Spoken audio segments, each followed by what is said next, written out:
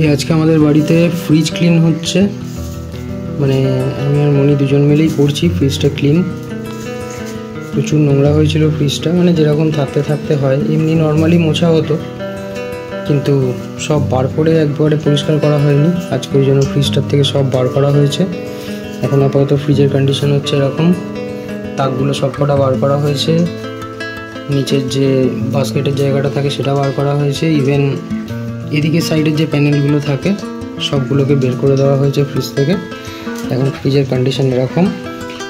এই এখানে সব জিনিসপত্রগুলো রাখা রয়েছে, ওদিকে তাকগুলো রাখা রয়েছে, এদিকে সাইডের যে ট্রেগুলো সেগুলো রাখা রয়েছে, বাস্কেটটা এখানে রাখা রয়েছে। এগুলোকে আলাদা করে বাথরুমে পুরো পরিষ্কার করব, তারপর মুছে সব ফ্রিজে লাগাবো। অনেকক্ষণ টাইম লাগবে, দেখা যাক কতক্ষণ লাগে। মোটামুটি ভেতরটা পুরোপুরি ক্লিন হয়ে গেছে, দেখাই যাচ্ছে। এই সাইড থেকে ওই দিকটা পুরোটাই ক্লিন করা হয়ে গেছে। ইভেন এই যে গ্যাপগুলো থাকে ভেতরে, যেখানটা রাবার দেওয়া থাকে, এইগুলো পর্যন্ত পরিষ্কার করা হয়ে গেছে পুরো। এবার আমাদের বাকি রয়েছে যে সমস্ত ট্রেগুলো ভেতরে ছিল, ওই ট্রেগুলোকে পরিষ্কার করতে হবে। আমাদের ধোয়া হয়ে গেছে, এখন ফিটিংসের কাজ চলছে। এটা হচ্ছে সাইডের রাবারটা। এই যে রাবারটা, এই রাবারটা ধরে লাগানো থাকে, যেটা দিয়ে মেন হাওয়াটা না বেরোয় আর আটকে থাকে। এটাও আমরা খুলেছিলাম, কারণ সাইডগুলোতে নোংরা হয়ে যায় সেই জন্য। তো এখন আপাতত ওটা পরিষ্কার করা হয়ে গেছে, সবার আগে ওটাকেই লাগানো হচ্ছে, নাহলে দরজাটা লাগানো যাবে না। এই এক এক করে ফিটিংস করা হচ্ছে। মাছের ট্রেটা আগে লাগিয়ে দেওয়া হলো, বিকজ মাছটা অনেকক্ষণ ধরে বাইরে আছে, সেই জন্য আগে ওটাকে ঢুকিয়ে দেওয়া হচ্ছে, বাকিগুলো পরে ঢোকানো হবে। এবার আমাদের এক এক করে সব ফিটিংস চালু হচ্ছে। এটা একদম নিচে,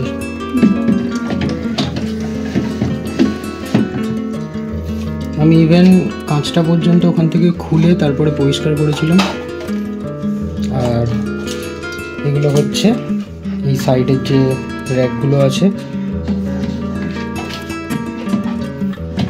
এই র্যাকগুলো প্রত্যেকটাতে পয়েন্ট করা আছে, পয়েন্টগুলো ঢুকিয়ে এইভাবে জাস্ট প্রেস করে দিতে হয়।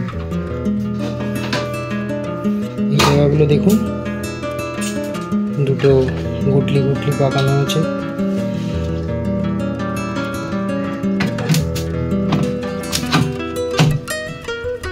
এইভাবে এগুলো ফিটিংস করে দিতে হবে। এরকম আমাদের টোটাল 4খানা তাক রয়েছে, এই 4খানা তাকই আমরা এইভাবে ফিটিংস করে নেব।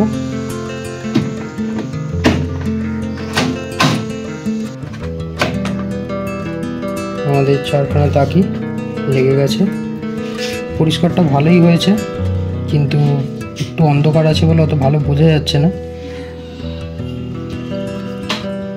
ডিপ ক্লিনের সুবিধা হচ্ছে ফ্রিজের যে গন্ধগুলো এতদিন ধরে মোটামুটি মাছ টাছ রাখার জন্য থাকে, সেগুলো একেবারেই ক্লিন হয়ে যায়।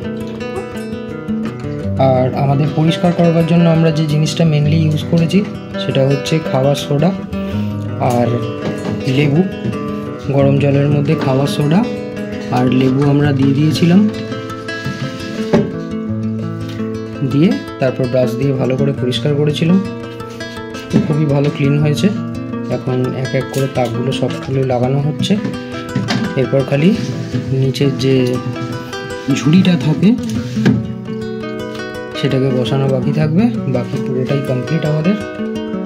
আর আমরা এক্সট্রা একটা কাজ করেছি, যেটা হচ্ছে এই উপরটাতে একটা ডিপ ফ্রিজের তলাতে একটা মানে পাত্র মতো বসানো থাকে, ডিপ ফ্রিজের তলায় একটা পাত্র বসানো থাকে, এই যে এইটা।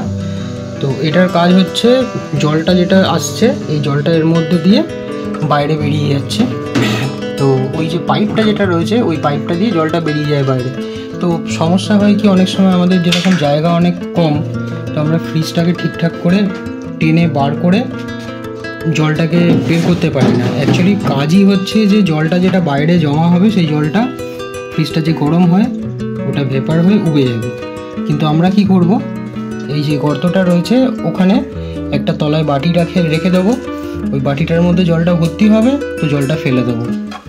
যাদের ছোট ঘর রয়েছে আমাদের মতো, তারা এই টেকনিকটা অ্যাপ্লাই করে দেখতে পারো, এটা খুবই কাজ করবে।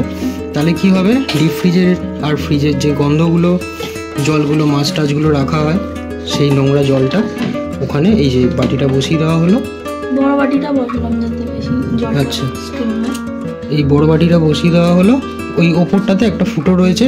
অ্যাকচুয়ালি আগে যে ফুটোটা দেখা যাচ্ছিলো ওটা হচ্ছে পাইপ, মানে আগের যে পাত্রটা ছিল ওই পাত্রর মধ্যে দিয়ে জলটা ওই পাইপ দিয়ে বাইরে বেরিয়ে যাচ্ছিলো, কিন্তু এটা লাগানোর ফলে ওই গর্ত দিয়ে যে জলটা ওটা আমাদের ওখানেই স্টোর হবে কৌটোটার মধ্যে, তো পরে আমরা ফেলে দেবো। তো আমাদের মোটামুটি সব কাজই কমপ্লিট হয়ে গেল। ফ্রিজ দেখছেন একদম পুরো পরিষ্কার হয়ে গেছে। আশা করছি আমাদের এই ফ্রিজ ক্লিনিং প্রসেস আপনাদের ভালো লাগলো, আপনাদের ইনফরমেশান কিছু দিতে পারলাম। ভিডিওটা ভালো লেগে থাকলে প্লিজ একটা লাইক করে দেবেন ভিডিওটাতে। আর আপনারাও যদি নিজেরা পরিষ্কার করেন তাহলে নিশ্চয়ই কমেন্টে জানাবেন যে আপনারা ওইভাবে পরিষ্কার করেন, ডিপ ক্লিন করেন কি নর্মাল এমনি ক্লিন করে ছেড়ে দেন। আরও ভিডিও দেখার জন্য পাশে থাকবেন, সাবস্ক্রাইব বাটনটা প্রেস করে দেবেন। দেখা হচ্ছে নতুন একটা ব্লগ নিয়ে, ততক্ষণ পর্যন্ত টাটা।